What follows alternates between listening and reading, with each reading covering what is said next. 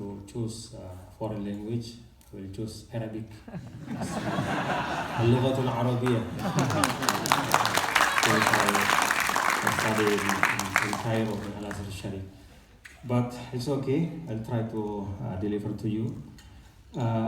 This is a slide about West Nusa Tenggara, glance of West Nusa Tenggara.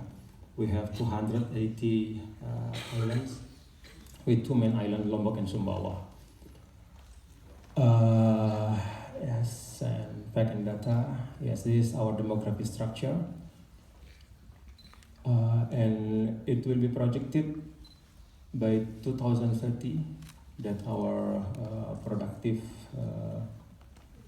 young people, it will be 67.3% from our population. Alhamdulillah, thanks to God, West Nusa Tenggara attributed as the best human development index mover in Indonesia. We have what we call incremental score every year. The best progress of HDI is in West Nusa Tenggara. And this the economic growth and open unemployment rate. We recorded for three last consecutive years, our growth is above national growth. Last year, we recorded 5.7%. This is about MDGs. So, West Nusa Tenggara for 5 years, since 2011 until 2015,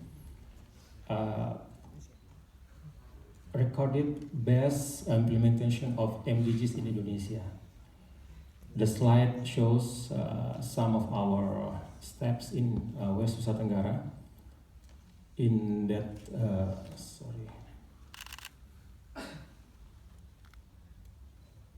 where's the light, Samuel? Is it? Oh, yeah, okay.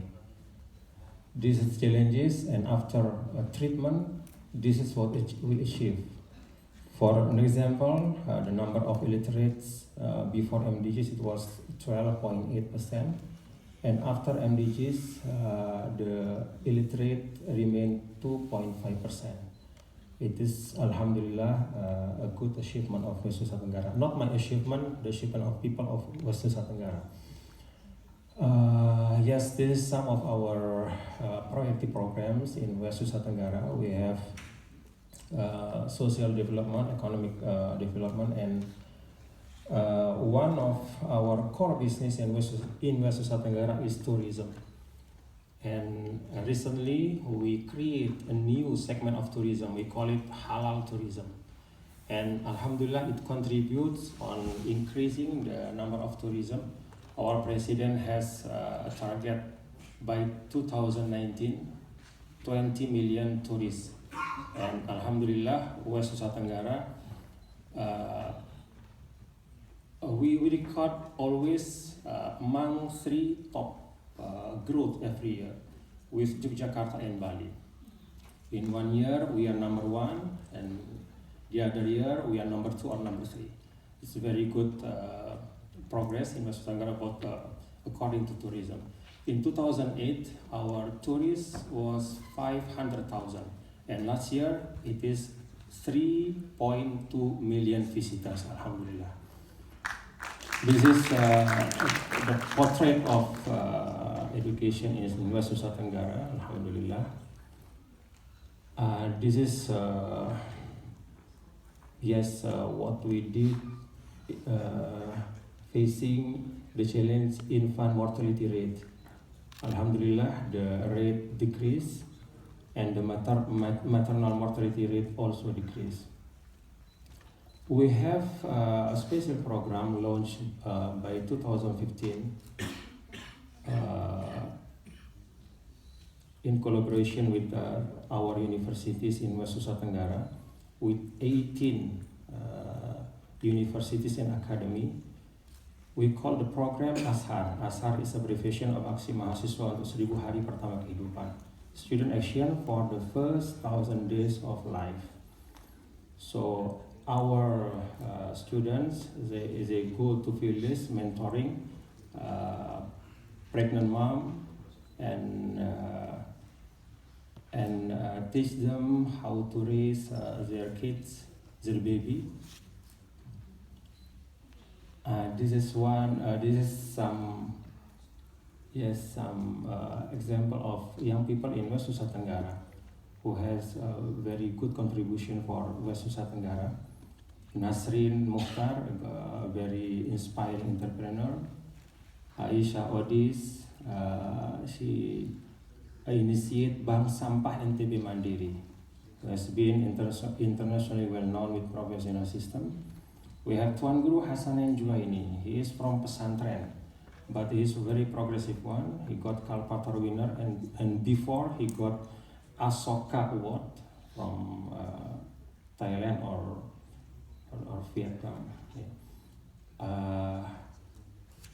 We have Nur Shada Sams, Andri Susanto, Fauzal Bahri, and many others. Ladies and gentlemen, yes, I think enough for the slide.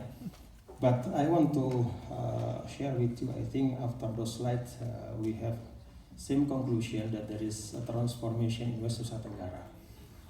And if there is a lesson learned from West Nusa Tenggara, I think, in my opinion, it will first that education is the key.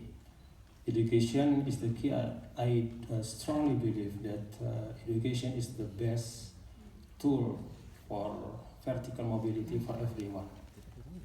It is tool for on war against poverty. So it is very important if you want our region, even our nation, become better, strong and prosperous.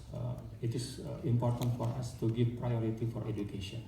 That's why in West Nusa Tenggara, we consistently allocate 20% of our budget for education. We provide funds for poor students. We giving scholarship for many of them, strengthen the quality of teachers, and improve their quality, their teaching methods, building schools in remote areas, and many other programs. And we in West Nusa Tenggara, because more than 70% of our schools are private schools. Those schools built by Muslim community or Islamic organization, built by them, funded by them, and operated by them. We call those schools pesantren. Pesantren plays a very significant role in West Nusa Tenggara. So because of these facts, we treat public and private schools equally in West Nusa Tenggara in terms of grant, subsidy, and many other programs. And that's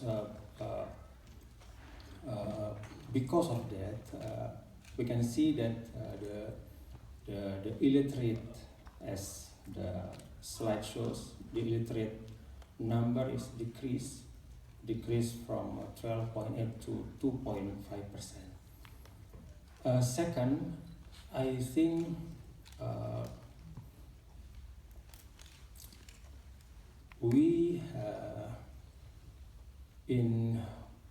when we formulate programs, the experience of West Nusa Tenggara shows that it is very important. When we formulate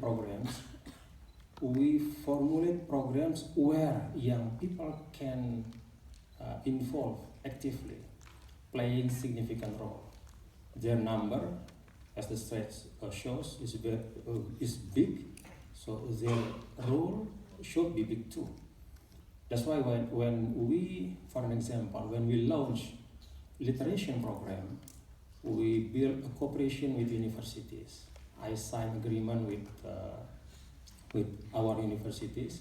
They send the students to village staying 3 months there and educating, literating, and also targeting young people. We have in West Nusa Tenggara what we call 100,000 wirausaha baru, 100,000 new entrepreneurs. More than half of this number are young people. So actually, young people in West Nusa Tenggara play a very significant role on Nusa Tenggara development. Third, ladies and gentlemen, from West Nusa Tenggara experience, I think the strength of West Nusa Tenggara is because the unity of its people. Building infrastructure is important, but maintain good values is not less important, if not more important. West Nusa Tenggara, as other provinces of Indonesia, has strong diversity. Many religions, different tribes, different language. Although around 96% are Muslims, but we have big Hindu communities in West Nusa Tenggara. We have many Christians, we have Buddhists, we have followers of Confucianism, and we all live in peace and help, respect each other, building West Nusa Tenggara. So for Indonesia, in the future, Mr. Henry talked about leadership, and Professor David talked about our advantage for the future. I think beside all good ideas, it is very important to maintain our good shared values. And when we talk about good shared values, religion is the most important source of good shared values. In terms of poverty, for example, I'm a Muslim, so I'm talking from Islamic perspective. The Prophet Muhammad said that in Arabic, kadal faqru ayakuna kufran. Poverty to be almost disbelief. So if you are a good Muslim, we have to involve in war against poverty. Thank you. May Allah bless us. Assalamualaikum warahmatullahi wabarakatuh.